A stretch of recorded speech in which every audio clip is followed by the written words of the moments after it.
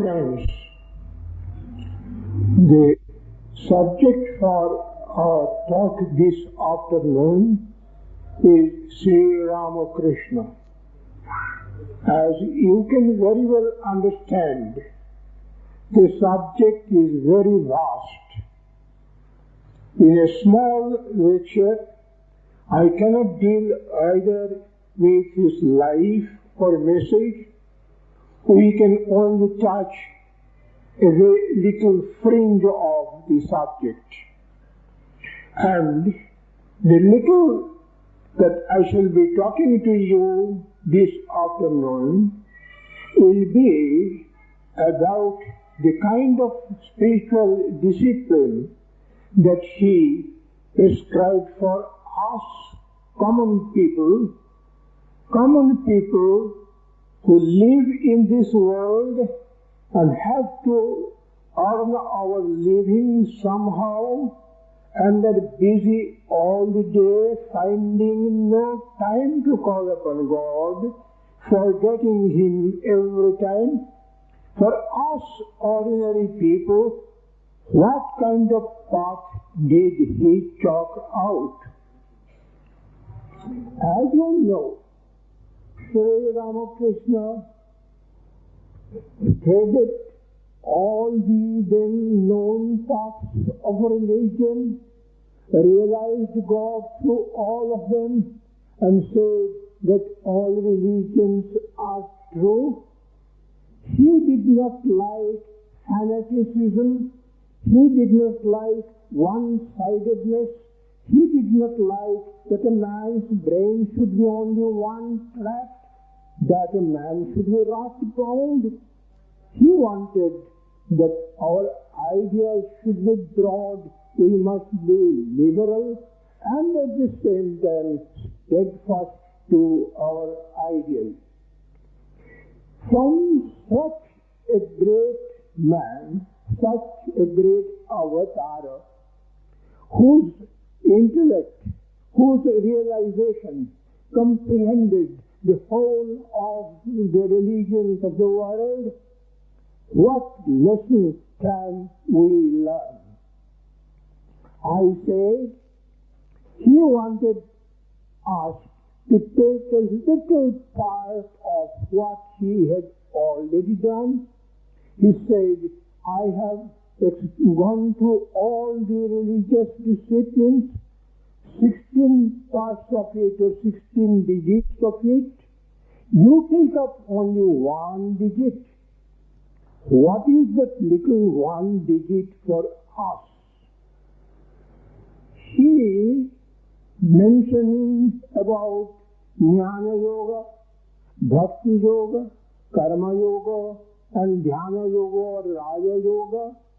There are other yogas as well, but generally we talk of these four only, and of these four he did discuss many times in many places, as recorded in the Gospel of Shri Ramakrishna, in the complete works of Swami Vivekananda, in the Lila Prasanga of Swami Shivanandaji, and in other books. Take for instance Jnana, knowledge. There was Totapuri, his guru, sitting one evening before his holy fire, and a man comes there who wanted to smoke and took a cinder from there. At once the Swami flared into rage and wanted to beat the man. Shri Ramakrishna rolled in laughter and said, is this your philosophy of Vedanta? It is the goal that you run after a man to beat him just because he took a charcoal? Then we hear of another Hatha Yogi who came there, and about him stories from here and there, that certain things he has been doing which are objectionable from the social point of view. So Shri Ramakrishna asked him, Swamiji, what are all these that people talk about? And the Swami said, the whole world is Maya, and is this true? Then Shri Ramakrishna replied, well, the language I cannot repeat. He said, I spit upon that philosophy, Vedantic philosophy of yours. To Swami Vivekananda he said, Jnana is shushka, knowledge is dry. And to confirm it, reaffirm it, he said, what did I say? Swami Vivekananda replied, dry. Yes, Jnana Yoga is dry. Then he prayed to his mother, Kali, the mother of the universe, keep me in bliss, in happiness, don't make me dry. He saw a monk, something of a lunatic as it were, eating food from the leaves that other people had left, and holding a dog by his hand, and said, Mother, will such a thing come to me also? Well, as a matter of fact, it did come to him. He didn't like it though. Then let us look at his ideas about karma yoga. I can't discuss any subject in full. I shall be very brief in my mentions. Now, he went to Ishwar Chandra Vidyasagara and said, you are Siddha, you are soft already. You are a charitable man, have been helping people in so many ways. But as you perhaps know, Vidyasagar seldom talked about God. Shri Ramakrishna knew it, he came to understand it and said, Vidyasagar has not gone into the very depth of his heart. Had he gone, then he would have been a different man. Shambhunath Malik, a rich man living by the Dakshineshwara temple, said once to Shri Ramakrishna, I shall give away all my wealth for establishing schools and hospitals and other charitable things for people. And Shri Ramakrishna said, if God came to you, would you ask for hospitals and schools and all these things? Or for devotion to Him, love for Him? So that was his idea about karma as karma. As karma yoga, not dedicated to God, but done for some other purpose, as Ishwar Chandra Vidyasagar did, or Shambhu Malik wanted to do. To Krishnadas Pal, a politician of those days, very well known in West Bengal and in Calcutta, which was the capital of those days, his statue is still there in Calcutta. To him he said, what is your duty? And he said, to do good to the world. To do good to the world? How big do you think the world is, and how puny are you? Doing good to the world? No, you can't do it. You can simply serve God who is in the world, who is in all men. That was the corrective that he gave to Krishnadas Pal. So also about bhakti. There are so many different schools of devotion, and Sri Ramakrishna says, some people can enter through the front door, and some do enter by the back door as well, though that may be dirty, but that also is a part of reaching to God.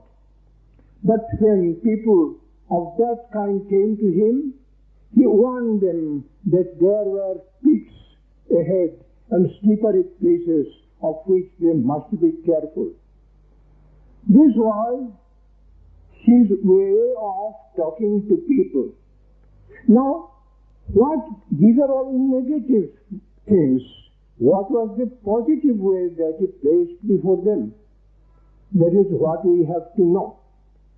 Specialization is a very good thing, but specialization may sometimes lead to imbalance in life, not looking to the other factors that go to make up a man's life, that make him live in society as a whole. So he warned them against becoming a fanatic. He wanted to honor all religions, and the Swamiji said perhaps also to accept some of them as true. Not only accept them, perhaps practice also in life, but they must not be rat-bound. They must not be fanatic. That was the warning that he gave. To make the point clear to you, I tell you a small story. There were two neighborly kings. They were very friendly.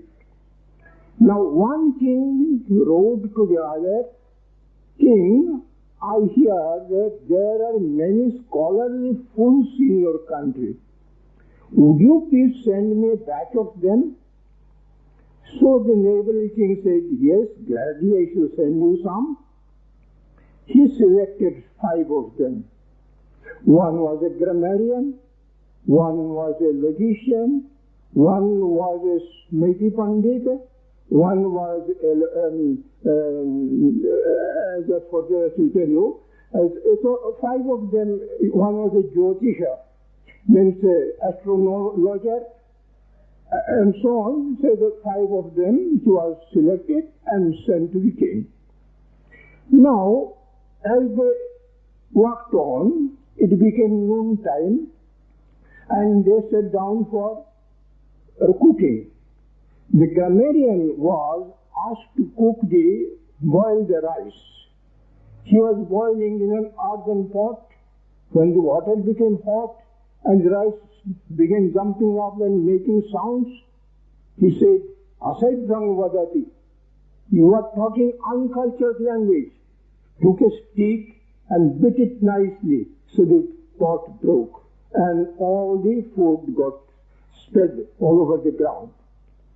Now, the Jyotisha, the astrologer, was sent to get some fuel, dry fuel for cooking. He got up a tree and was breaking some branches, but then he calculated, this is Kalovela. I cannot get down now. I have to sit here till the Kalovela is over. So he sat on the tree. Now the Vaidya, there was one doctor also, a physician. He was sent for purchasing some vegetables. He thought, now neem leaves, they are the best. They can cure phlegm, they can cure air and all kinds of diseases in the body. So let me purchase some nimbo leaves. And he was coming back with those nimbo leaves. Now, there was a logician who was sent to purchase some oil. He purchased the oil and said, "Is it Tailadhara Patra or Patradhara Taila? Does the pot hold the oil, or the oil is contained in the pot?" Which is true. See, he went on pouring it sometimes on his hand and refilling the pot. In the process, all the oil was spoiled. So when they all gathered together, they found that there was nothing to eat. So they started walking slowly towards the king's palace. When they reached there, it was dark. The main gate was closed. So they went through the back door. Now going through the back door means becoming unclean. So having become unclean, they thought what to do now. Somehow they reached the king's chamber. The king and queen were sleeping there. Then the Smriti Pandit says, "Well, my Smriti says, if you touch the queen, then all your uncleanliness will go." At once the 5 Pandits touched the queen. The lady jumps up with screams, and the king also rises up. "What's the matter?" And they say, "This is the story. We have come from that king, and here is our letter." The king replied to the king, "Yes, You have sent me a very nice batch of pandits, scholarly pandits indeed. So this may happen in our life.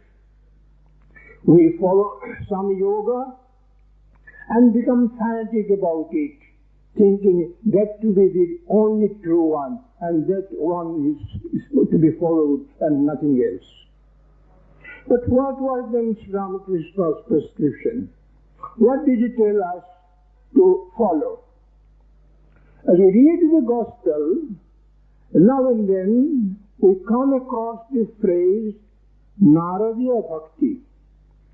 And he introduces the subject by saying, well, in the Kali Yuga, people are hard pressed for food.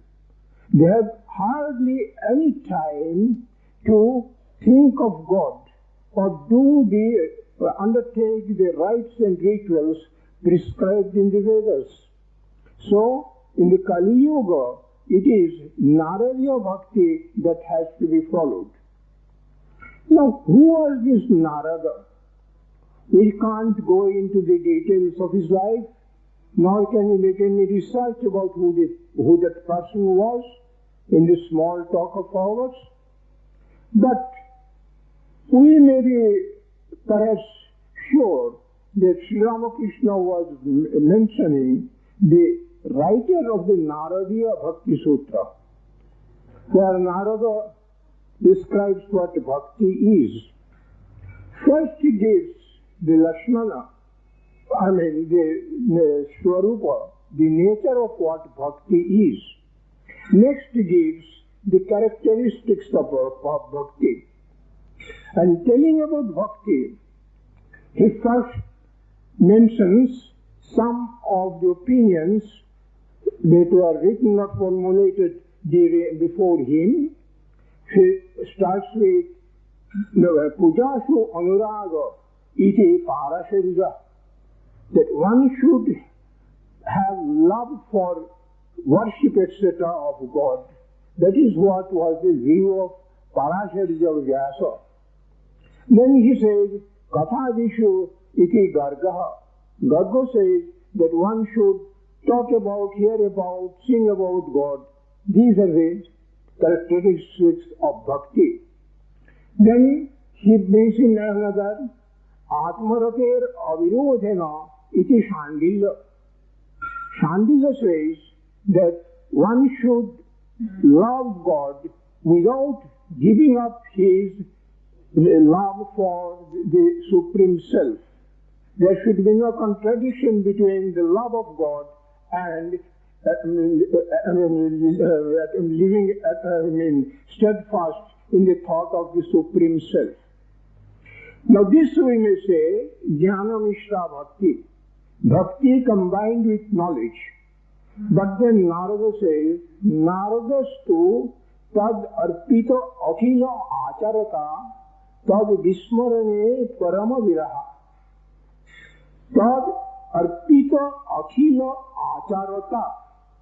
All kinds of achara, all kinds of things that you do, all actions that you perform are to be dedicated to God.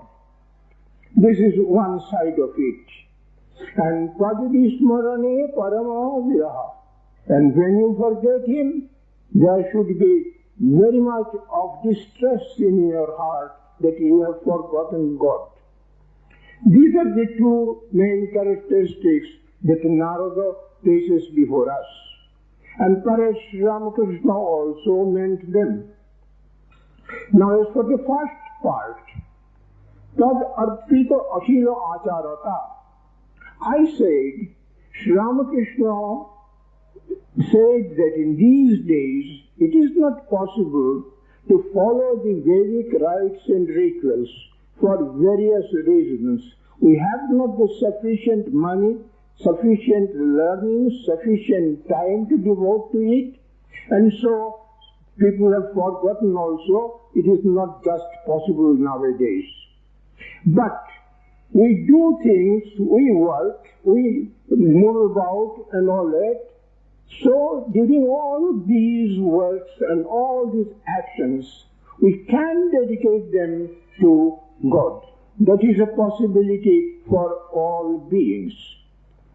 Now, in the Kathamrita, on the Gospel of Shri Ramakrishna, in the first part itself, when Shri Ma, the writer, was talking with Shri Ramakrishna during his second meeting, I think, he asks him, should we give up the world? Shri Ramakrishna says, no. Why should you give up the world? You live in the world.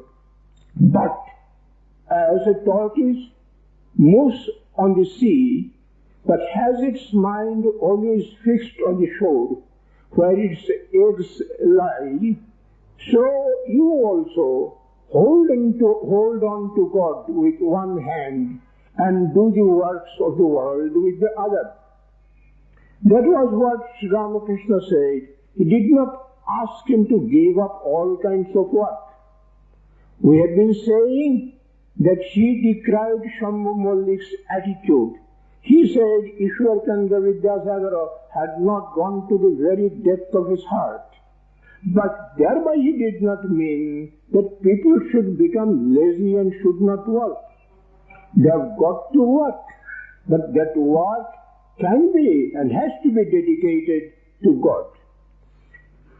In the Shiva Manisha Pujana Stotram, you will find the last line, Yat Yat Karomi Shambho Tat Tadeva Tavaradhanam.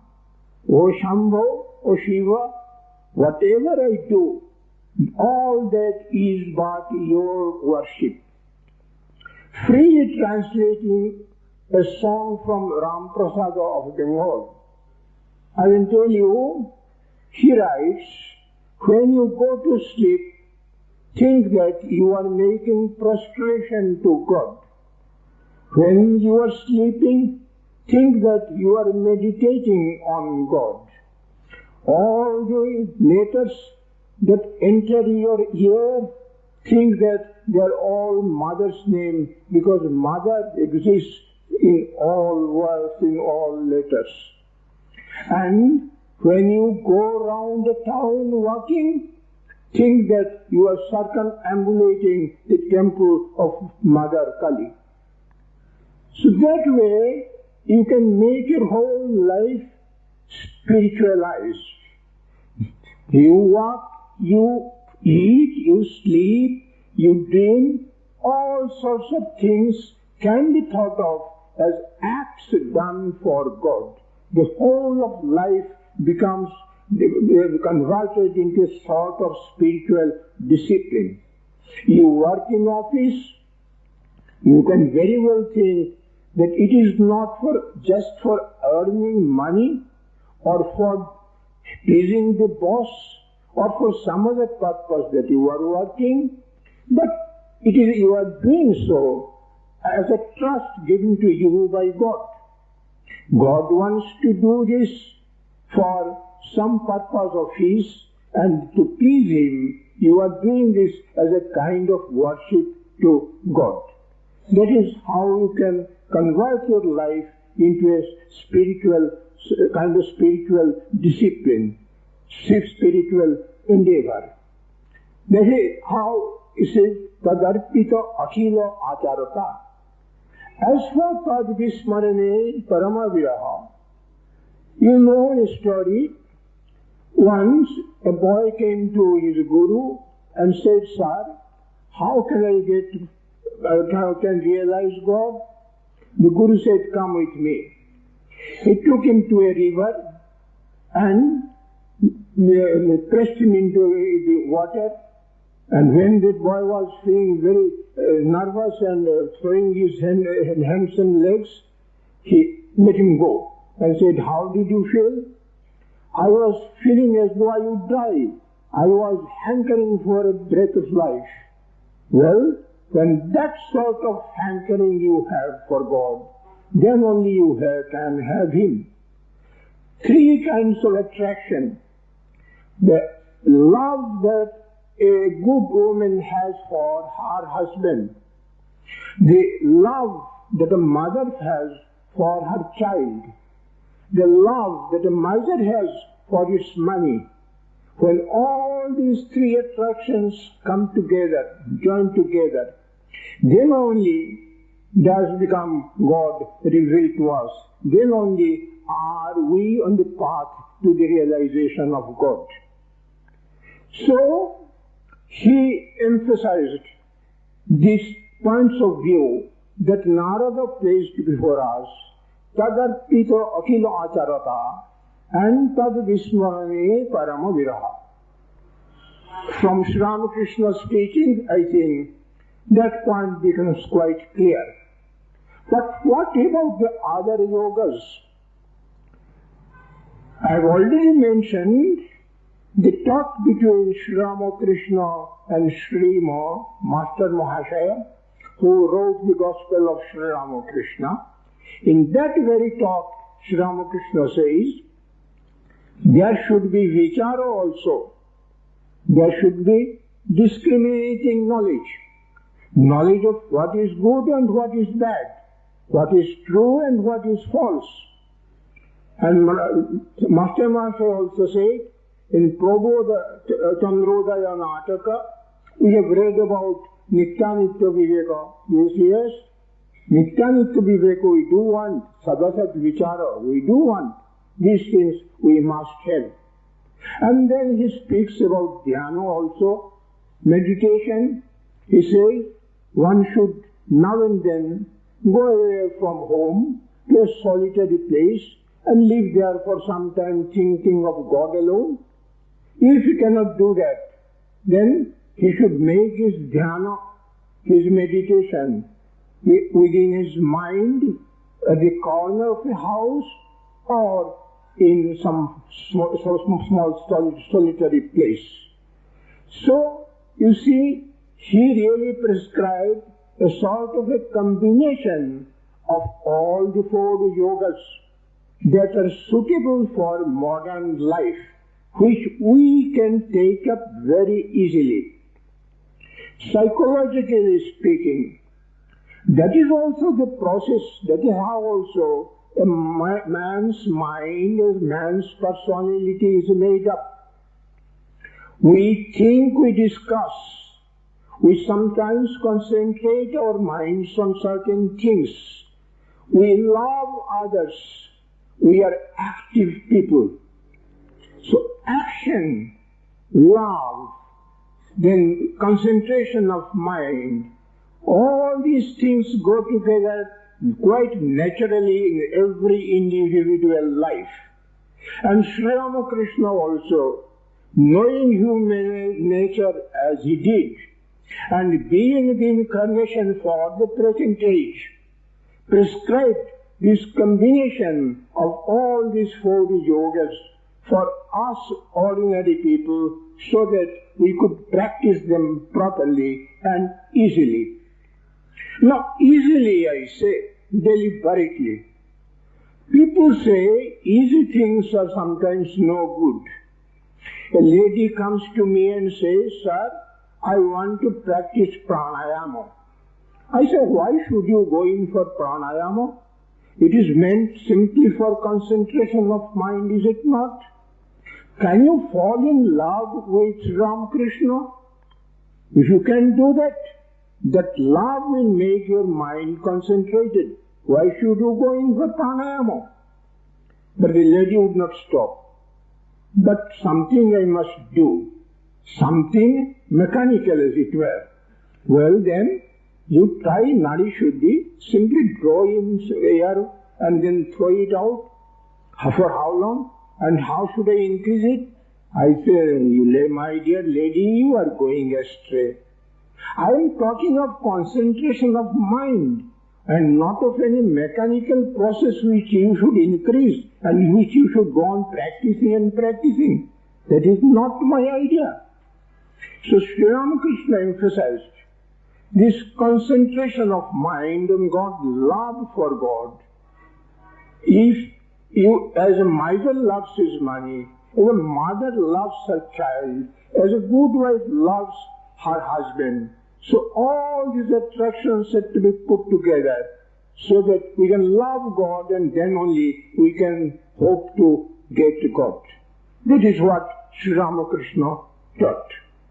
Then about Jnana also, as I said, there must be vichara. He said, if you should be devotee, why should you be a fool? Devotion and foolishness need not go together. If you are a devotee, you should be wise also. You may not bite others like a snake, but why not hiss? To drive away the bad people, that much at least you can do. So in this way, he took life as it really is and wanted people to be good through the small things that they can take up, the small things that they can practice. There came to him Swami Yogananda and said, Sir, how can I get rid of my passion? Shri Ramakrishna replied, well, that is not a very easy thing. Passion is all people have. But you do one thing. You just clap your hands and call on Hari. You know, when you clap your hands, the birds sitting near about fly away. So your passion also will take flight when you clap your hands. So Govind Maharaj said, perhaps he is avoiding my problem, or perhaps maybe he does not know it, or not paying sufficient attention to it. He ought to have taught me some process, some mechanical process through which I could get rid of my passion. All the same, he loved God, loved Shri Ramakrishna, and believed in his words. So one day he did try the process and found it was marvelous. It did improve his mind. Passion really took flight. So in that way he taught. But then we get philosophical problems. One problem with us is those who read Shankaracharya's commentary will come across his definite words, his clear voice, that jnana and karma can never be combined. Knowledge and action can never go together. And through action, you can never reach God. Now, if we read the Gita, there Arjuna raises the question that you, Shri Krishna, is telling me sometimes to give up work and sometimes to take up karma as karma yoga. Tayat seyor etor ekam tanime bruhi sunishchitam sannasam karmanam krishna punar yogansta samsashi yas seyor etor ekam tanime bruhi sunishchitam. You are telling me of giving up work and also doing work as a process of yoga. Now tell me clearly which one of these two I should take up. Then Sri Krishna's reply is, Sankhya yoga prithagavala pravadanti napandita ekamattasthita sanmak uvayor vinnate phalam. It is only fools who say that the jnana yoga and the karma yoga are different. But if done properly, each one of these will lead you to the final goal. That is the literal translation of the Gita. But Shankara, of course, takes a different view, and he says to karma yoga, your mind will become purified. The purified mind will bring you knowledge, and through knowledge you can know God.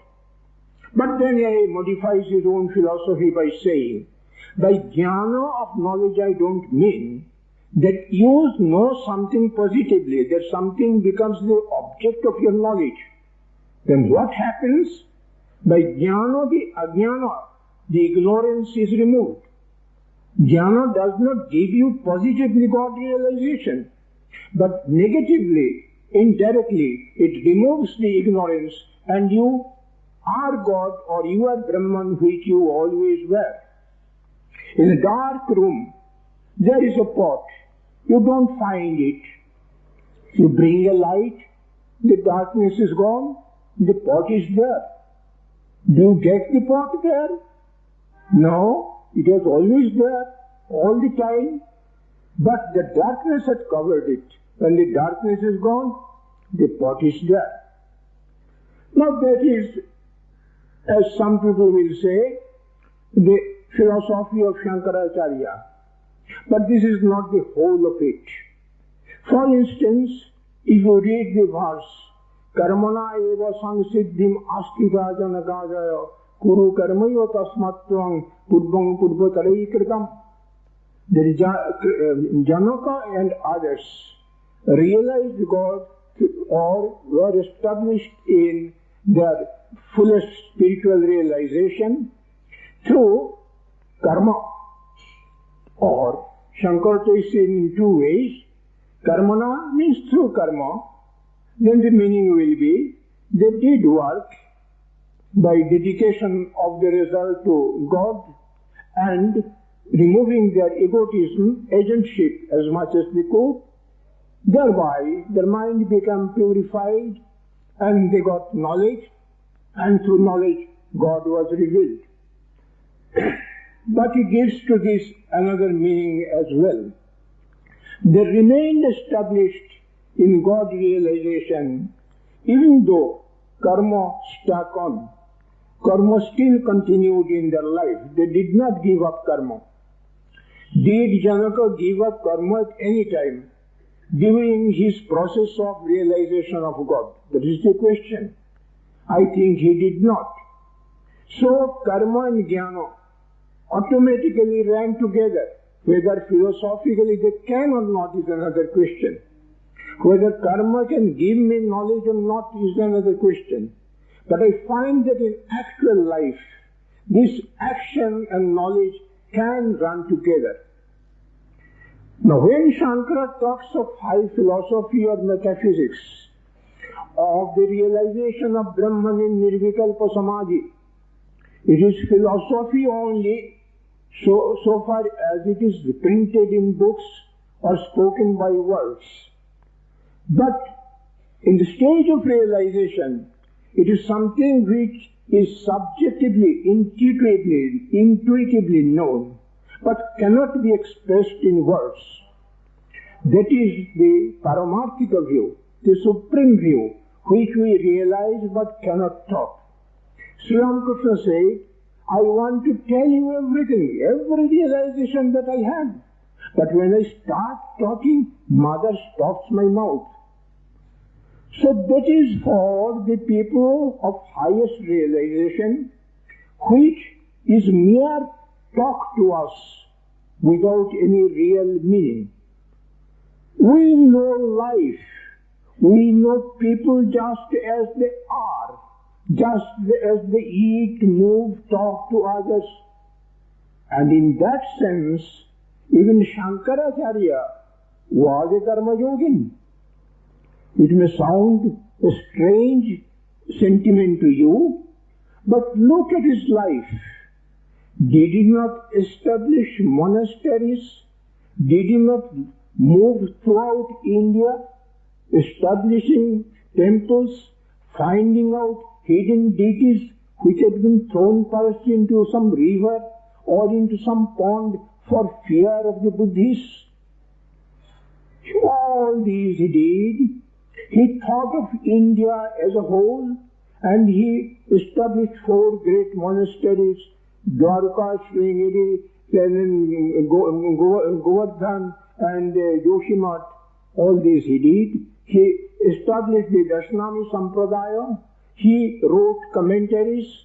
Was he not doing works of some sort? Not work in our sense, working in office, but it was action all the same. And all that action, went along with his Nirvikalpa Jnana, the knowledge that he had realized in Nirvikalpa Samadhi.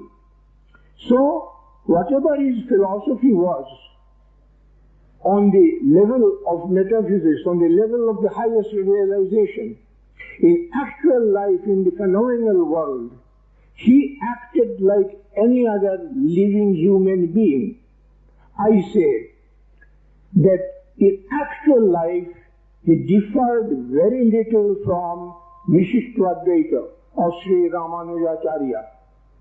Maybe he loved or he was devoted to Shiva also, which perhaps Ramanuja was not. I say perhaps, I am not fully aware, I have not fully read the philosophy of Ramanuja, but he was a bhakta, a devotee, and so also was Shankaracharya.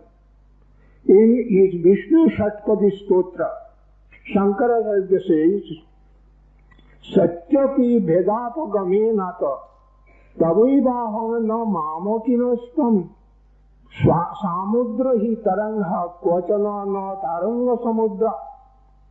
Even when all differences have gone, O Lord, I am thine, and not that you are mine, because the wave belongs to the sea, and not the sea to the wave. And Shankaracharya wrote so many hymns. Unfortunately, I would say, that is a belief that is personal to me. I am not speaking on behalf of all monists, not even of the monks of the Ramakrishna mission. I am just expressing my own personal opinion. To me it seems that the post-Shankara philosophers laid too much stress on the supreme reality and Maya, so that Shankara's philosophy came to be known as Mayavada. He was never a Mayavadin. He talked about Brahman. He was a Brahmavadin. But these post-Shankarites, they went on talking about, I think they were a bit influenced by Buddhist philosophy, and came to the standpoint of even Drishti Srishtivada. Means, as in dream, I see things, I identify myself with certain things, and see them moving before me. I become an actor in the play, and take them for true, as true for the time being. So also, this world is a subjective projection of my mind. Now one gentleman or one Swami once saluted me by touching my feet, and I said in joke, Swami, you believe in Drishti Srishtivada. Now who is saluting whom? Am I the projection of your mind, or are you the projection of my mind? Let us come to blows and find out who is more solid. Well, that is not the kind of thing that we should be concerned about. We are concerned about life as it is. And so far as life as it is concerned, Shankaracharya was as truly a realistic as we all are. Shri Ramakrishna said, so long as you have your individuality, your ego, so long the world does exist, so long there is God, there are other people, everything has to be taken as true. Sarvam khalu idam Brahman. All these are Brahman. Brahman appears as all these things. Appearing, I say, appearing according to the philosophy, appearing according to people who have realized the highest truth. But to us, they are as true as I myself is true to myself, as my body is true to myself. So, this world is also true in that very sense. Sarvam khalu idam Brahman. Now, Shri Ramakrishna takes Ramakrishna for instance. He was sitting in his own room, perhaps talking to somebody, and some boatmen were quarreling nearby in the Ganges, and one man gave a slap on the other man's back. And Sri Ramakrishna at once cried out as though somebody had beaten him.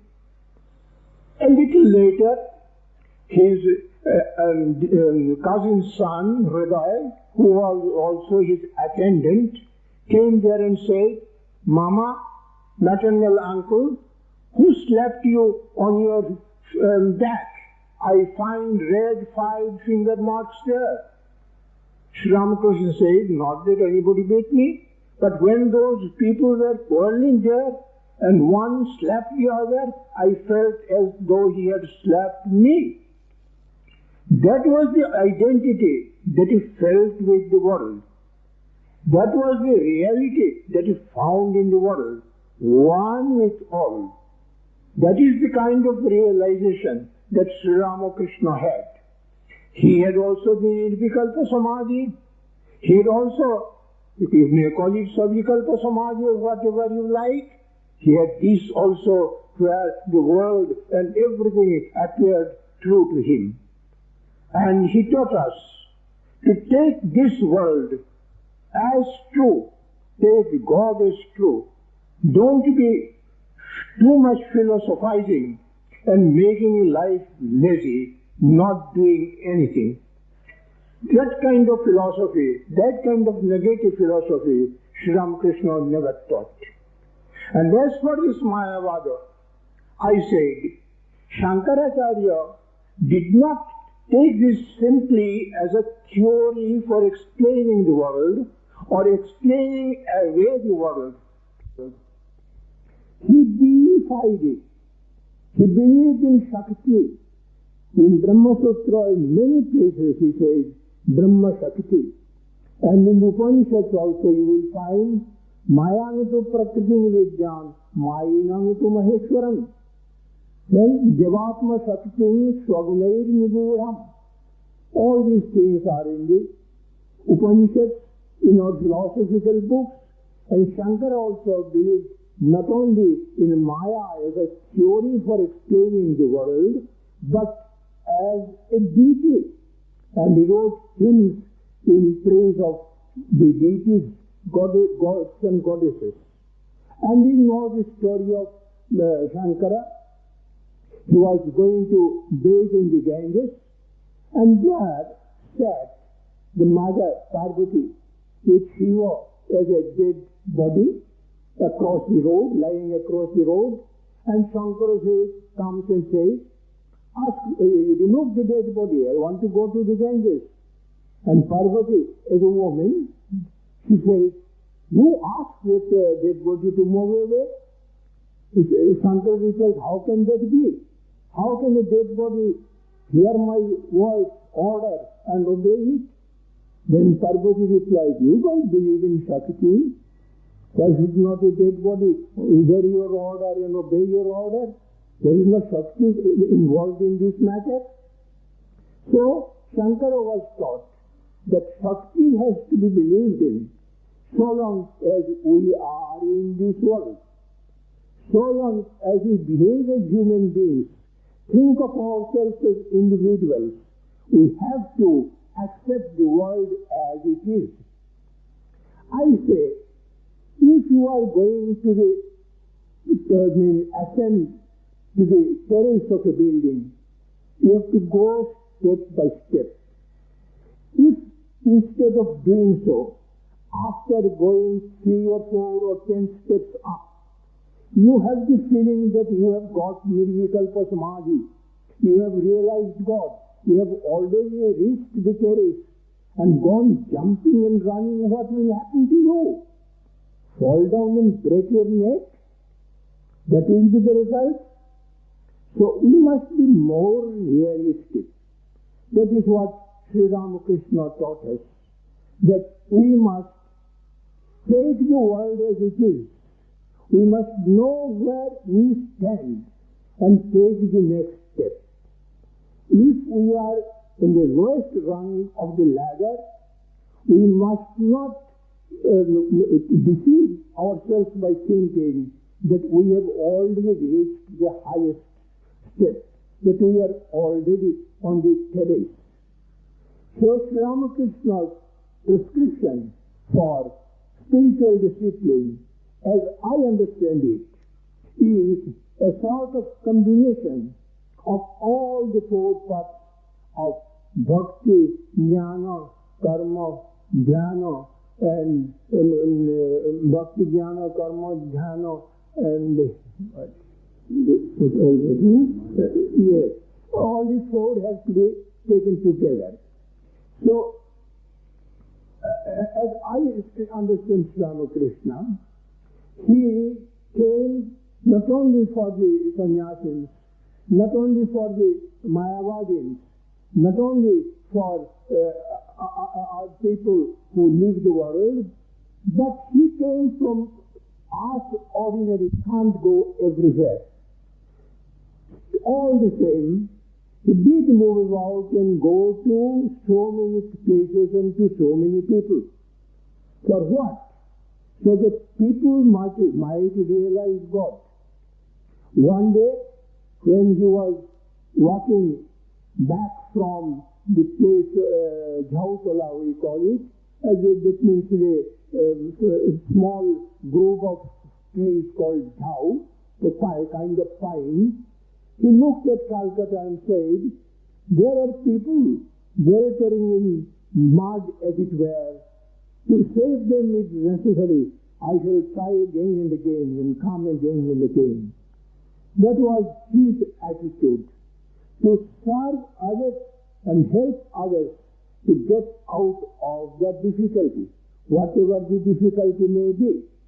It may be the difficulty about food, it may be the difficulty about intellectual knowledge, it may be the difficulty about spiritual realization, but whatever the difficulty may be and whatever the state may be, there is a process by which we can get out of it and we can get above it. And for this, we need not be very dogmatic about anything. We need not be fanatical. We should rather think of ourselves fully and first, what we are, where we stand, what our spiritual status is. As Shri Ramakrishna says, your vessel is so little a thing, and you want gallons of milk to be put into it. That is just an impossibility. First, size up yourself, what you are, how big you are, how much you can hold. And then, when your heart expands, your life expands, your intellect expands, your spirituality develops, you can take in more and more and become greater and greater in every way. Is it time? Yes. Yes. So, friends, Revered Swami Ji, this is a point of view that I place before you. This is not quite unknown to you. But just this afternoon, I am emphasizing this point and summing it up for you again, that life as it stands, human life, is a combination of all these factors of action, of love, of concentration of mind, of discussion, intellectual knowledge. We need all of them.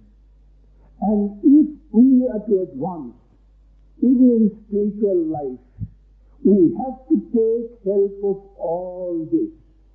We must not be dogmatic or showy to others, saying, I am a devotee, I don't care for your jnana, or that I am a jnani, I don't care for your devotion, and so on.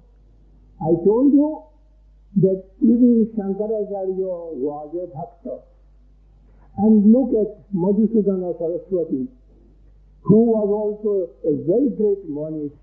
He says, Advaita Samrajya Pathadi Rudha Prene Krita Akhandala Vaibhavascha Tathapi Kenapi Bhayan Hatena Dasi Krita Gopada Dubitena.